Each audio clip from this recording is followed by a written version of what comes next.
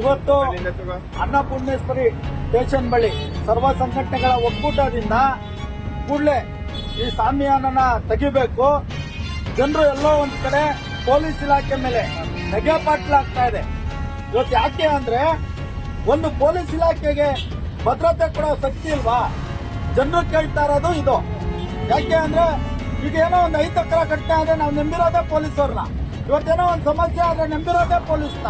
ಇವತ್ತು ಪೊಲೀಸರೇ ಎಲ್ಲೋ ಒಂದ್ ಕಡೆ ಶಾಮಿಯಾನ ಹಾಕೊಂಡು ಎಲ್ಲ ಅವ್ರಿಗೆ ಅವ್ರ ರಕ್ಷಣೆ ತಗೊಂತಾ ಇದಾರೆ ಅಂದ್ರೆ ಪೊಲೀಸ್ ಪವರ್ ಇಷ್ಟೇನಾ ಅಂತ ಹೇಳಿ ಎಲ್ಲ ಪ್ರಶ್ನೆ ಮಾಡ್ತಾವ್ರೆ.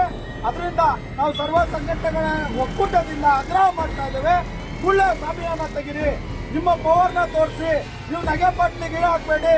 ಯಾಕೆ ಅಂದ್ರೆ ನಿಮ್ಮನ್ನ ನಿಭಾಯಿಸೋ ಶಕ್ತಿ ಇದೆ. ಇವತ್ತು ನಿಭಾಯಿಸೋ ಶಕ್ತಿ ಇರೋದ್ರಿಂದಾನೇ ದರ್ಶನ್ ಅವ್ರನ್ನ ಕರ್ಕೊಂಡ್ಬಂದು ತಾವು ಶಿಕ್ಷೆಗೆ ಒಳಪಡಿಸ್ತಾ ಇದ್ದೀರಿ.